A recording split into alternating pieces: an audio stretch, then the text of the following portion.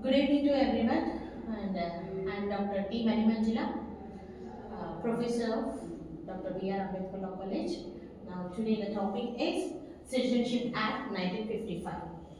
So, here, before going to discuss about the Citizenship Act, I would like to emphasize the importance of the citizenship in Constitution. So, anyhow, here we are seeing the Citizenship Act 1955. As we know that India is ruled by Britishers and got the independence in the year 1947. So, before that, I would like to define what is meant by citizen. So, citizen is nothing but a person who is living in a particular territory for a particular period and governed by the government, and the government will identify the people as a citizen of that country. So that is called as citizenship. So every country will be recognized the people who are reside in the particular territory or in a particular country, they will be called as a citizen of that country. For example, the people who born in India and reside in the India, and they will be called as a citizen of India, and they will be called as Indians. So like that, here even you can take the another example here. So the people who are living in the particular territory of other country like USA, take the example of USA. If a person is living in a particular territory like USA and the person is living and have the residence there and born itself there, then he will be recognized or identified by that country's government as the citizen of USA. So he will be called as a USA citizen. So like that, here the citizenship. Citizenship is nothing but, I want to make a simplifying it. Citizenship is nothing but the identify the people who are living in the particular territory, and the people will be recognized by the country's government, that is called, he is called as citizen. Okay, is it okay? Then next, coming to the part, why the country has to be recognized a person as a citizen of that country. So here I would like to say here the citizenship, it is recognition one side, the other side of the citizenship is the person who is called as a citizen of that country, the person will get the opportunity and the rights will be given to particular citizen. So means what I want to say here, citizen means the person will get the eligibility to enjoy the opportunity which is provided by the government, that is called citizenship. So here, as we know, the Citizenship Act in 1955 was enacted. Before that, we have the Constitution, and in that Constitution, in 1950 only, under Part 2 of Indian Constitution explains about the citizenship under Article 5 to 11. Article 5 to 11 explains about the citizens or citizenship of the country. And under Part 2, if we observe, these 5 articles emphasizes about the citizenship and the citizen, how the opportunities are given or how the recognition will be given to the particular person, that will be emphasized under Article 5 to 11. So, coming to the part of India, coming to the question, means we want to talk about the Indian societies. So, before 1947, India was ruled by Britishers. So, India is called as a British India. So, up to 1947 means, or we can say, before the independence, India is called British India. Okay, so British India, in British India, the people are reside in the territory of India. After 1947, India was bifurcated into different parts, like Pakistan and India was bifurcated, and these issue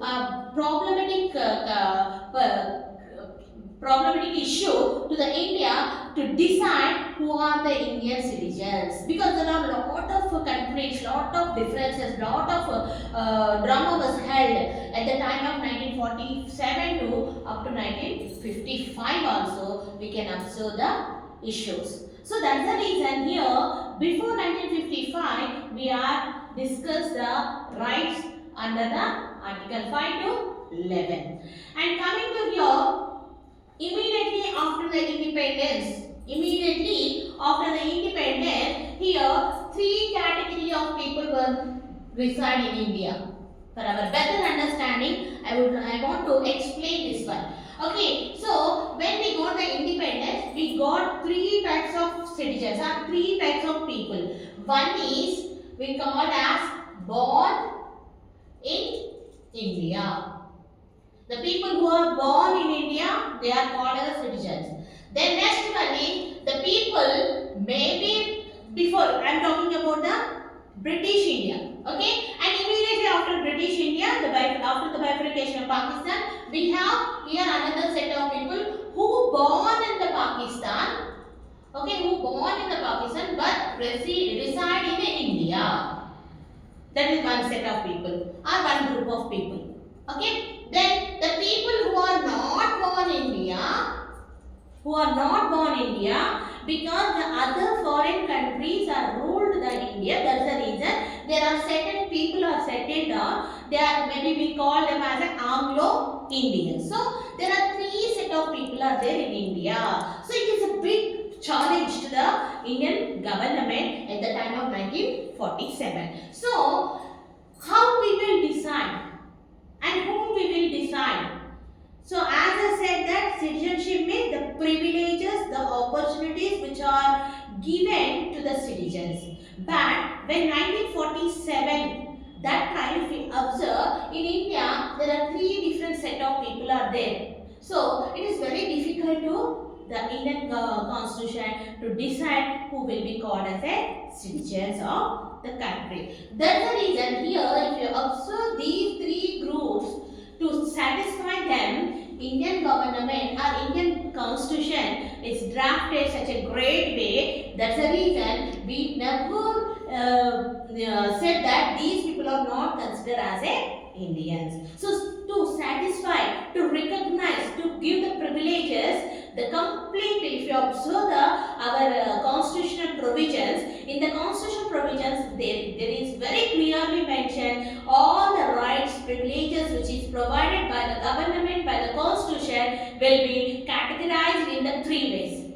I will explain how it is. So let me discuss about here we will discuss the citizens on three bases or three conditions are applied here. So what are the three conditions we can observe in the constitution? So as I said, born people are there and who are born in other country and but settled down in the India, and the third one is the people who are belongs to different categories or different foreign countries. They are called as a foreigners or Anglo-Indians who are born outside. Among the foreign countries, people who are reside in the country, they born itself. Or among the foreign citizens, foreign country people, we can say that they born because of that they born in India and they are one of the parents belongs to India.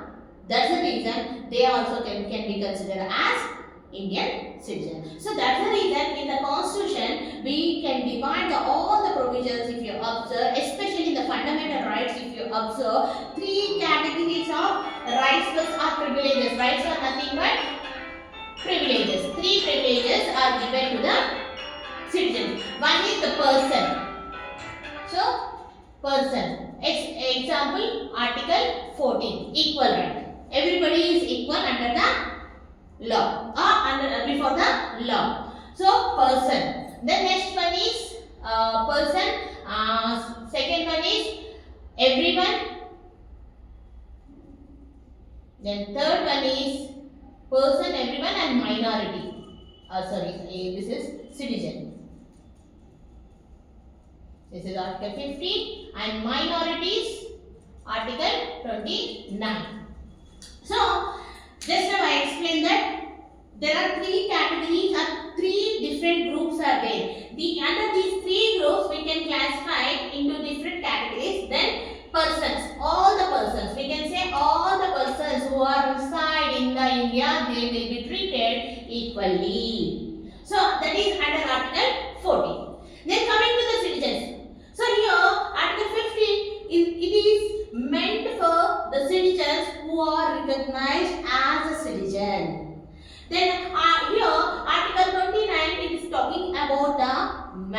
minorities. Minorities means the people who are reside in the country and they are less in number and they are called as a minority. So the rights, the privileges which is given are provided in the constitution based on these three category wise we divided that I have given as an example here. And coming to the actual citizenship. Okay, so as I said here, there are three different categories are there.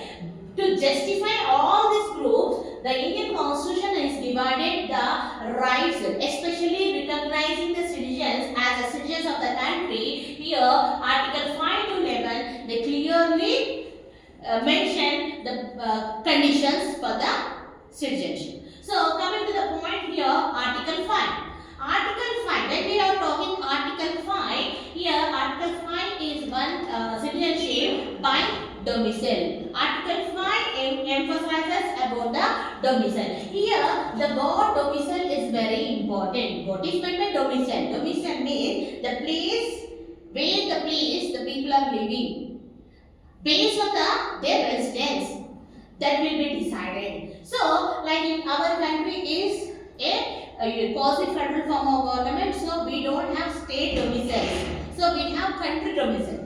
India has a country domicile. That's the reason here the person in the territory of India, okay, the territory of India, wherever he lives, he will be called as a domicile. So in India, according to the constitution, we have the one domicile. So here the citizenship by domicile means on basis of their residence, we are giving the citizenship or we are recognizing the person as a citizen. So again it will be divided into three different categories, that is by birth. The domicile may be by birth, means the person who born in a particular territory, okay, the person based on his birth, he will be considered as a domicile of India. A person who is a domicile of India, he will be recognized as a citizen of India. Then coming to the second point, he may be born in somewhere means especially in the Pakistan, or maybe he born in another country, but he has a residence in the country. That is, the conditions will apply here. So minimum 5 years onwards, if he is residence in a particular territory of India, he will be considered as a citizen of India. The next one is domicile of parents. The third one is domicile of parents. He may be born in somewhere. Okay, he may be born in somewhere, but his parents' domicile belongs to India. Then his parents' domicile is India. When the domicile is India, because the parents are having the residence in the India, that's the reason the next generation can claim as a citizen of India. So this is explained under the Article 5. Article 5 under part 2 of the Constitution, it clearly says domicile also can be decided by based on these three conditions. The person can be considered as domicile or as the citizen of India. For domicile, there are some two cases, famous cases are these cases. In these two cases, we can observe that the judgments are, if you observe the judgment of these two cases, it clearly says the person who is living, even suppose for example he is resident of other country but his domicile belongs to India, then he will be considered as a citizen of India. Suppose for example, I want to give the example. For example, if you got a job in other country, for the 5 years or 6 years you went and you are serving those countries or that country, and but your domicile is India, you will be called as a Indian. So here the domicile will be decided based on these three. So domicile by domicile, the person will be considered as a citizen of country. Then coming to the another article, Article 6. So Article 6 again it is also saying explaining about the citizenship only. Here Article 6 is based on two different conditions are applied here. So before 1948 and after 1948. As I said example, as I said about the condition in the year 1947 to 1950, if you observe there is a lot of differences, lot of conflicts between the territorial issues as well as the people have the confusion or lot of differences are there where they has to settle down. So that's the reason some people who are residents in born and brought up in Pakistan before 1948, they migrated to India and they settled down in the India. So some of the people they born in India and but they are resident in Pakistan. They want to be there only. So they want to get the after 1948, the people who are settled down in Pakistan, they want to come to India. So it is very difficult. That's the reason our government, our constitution very clearly mentioned that based on residence and based on migration from other countries, here the dates were very important. You have to remember these dates, and who are before 1948, before who are residents in India, if they want to be in India, then the person will get the citizenship. At the same time, after 1948, if a person residents in another country, but they want to come and be in the country or be residents of the India, then also the person will be considered as a citizen of the country. So this is under the Article 6. And coming to the Article 7. So Article 7, here we have to remember two different conditions here. Citizenship of person who migrated to Pakistan after March 1st, 1947. Here two conditions we have to see here. So first one is migrated to Pakistan and Pakistan to India. So here the people who are migrated to Pakistan to India, India to Pakistan, who are migrating from here to there. So here it is very clearly says that even they have completed these conditions, they will fall under the 5th and 6th article. But if they are accepted, if they are migrated before 1st of March, before 1st of March 1947, even they are residents of Pakistan but they want to be in India,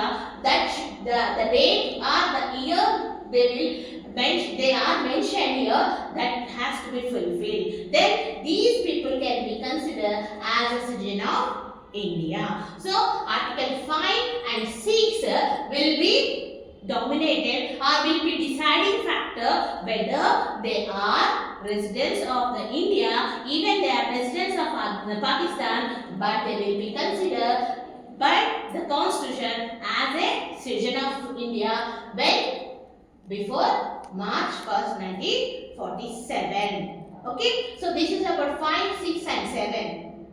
Okay. China.